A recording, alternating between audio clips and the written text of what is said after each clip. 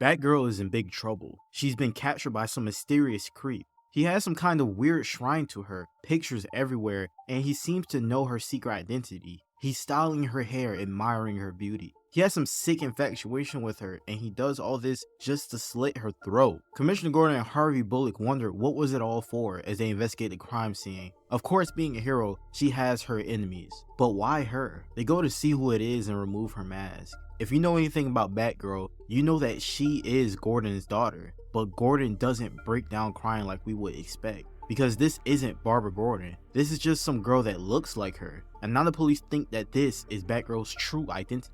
This is so surreal because the real Batgirl is watching from afar, and it's like she's a ghost watching her own death. We jump to James Gordon Jr., Batgirl's brother, trying to reconnect with her after she gained the ability to walk again. And per usual, their relationship is a bit strained. She tells JJ that their relationship is as good as it's going to get, and to leave her alone as she slams the door on him, which is understandable considering her brother's checkered past. The real Batgirl winds down on the internet and everyone is talking about it. Batgirl is Marley Evans, but it's not true.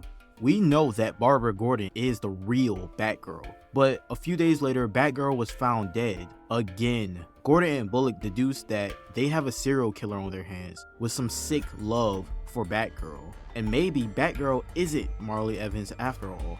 After the third victim, we learn that the killer is targeting natural redheads. The victim was seen with a man the day before. He took her home, and it appears as if they were about to have some type of one-night stand until he asked her to put on the Batgirl costume. She puts it on thinking it's kinda kinky, not knowing that she basically gave death penalty. Gordon tries to warn his daughter that the killer is targeting redheads and wants her to stay with him, but this results in an argument and she storms off into the night as Batgirl. Her little brother is watching from afar like a weirdo. He seems to be talking to himself, referring to himself in third person. It's probably nothing, maybe he's just thinking out loud. Batgirl follows the clues and narrows everything down to one neighborhood. She breaks into a place that she believes is the killer's base of operations. It smells so bad that Batgirl believes some type of incel lives here. Her theory is confirmed when she finds a board dedicated to Batgirl. All of a sudden she hears footsteps behind her. She rushes the man she believes is the killer. He throws a punch, but she slips it. And when she sees the man in front of her, it's her brother.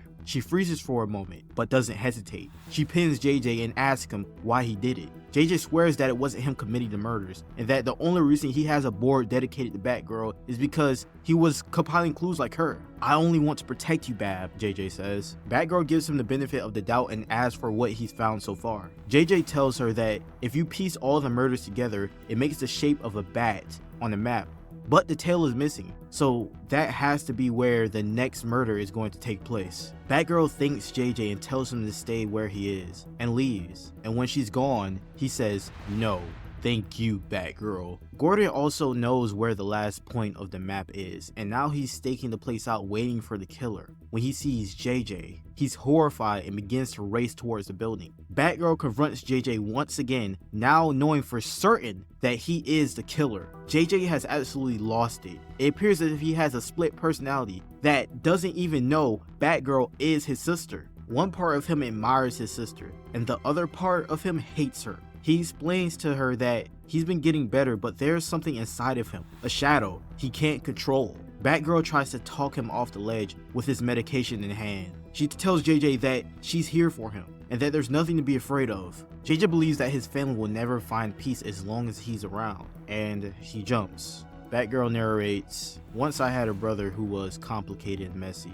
I hated him so much that I wanted him to die, and now I don't know how I could ever explain this to Dad." Gordon tries to arrest Batgirl for manslaughter, but she escapes with a smoke bomb and breaks down crying on some rooftop, exclaiming that she gives up. This was Batgirl, Many Deaths of Batgirl, and that was pretty heavy, but just like every story we read, there's always some underlying message or lesson. I believe the first message, of course, is taking care of her mental health. But let's remember when JJ told us that he had a shadow that he was losing control of. And Batgirl replied, "We all have a shadow self and a double life. Believe it or not, you have a double life. You wear different masks depending on who you're around. But it's important to not bottle that side up, but understand it, work with it, and eventually learn to live with it. Most of us aren't completely bananas like JJ, so we can do this and maybe even use it. Use your shadow self or your mask to improve. Use it for that sport, use it for the gym, use it in your career. Your shadow self doesn't have to be dark like Batman. Let's look at Nightwing for example. He took his shadow self and transformed it,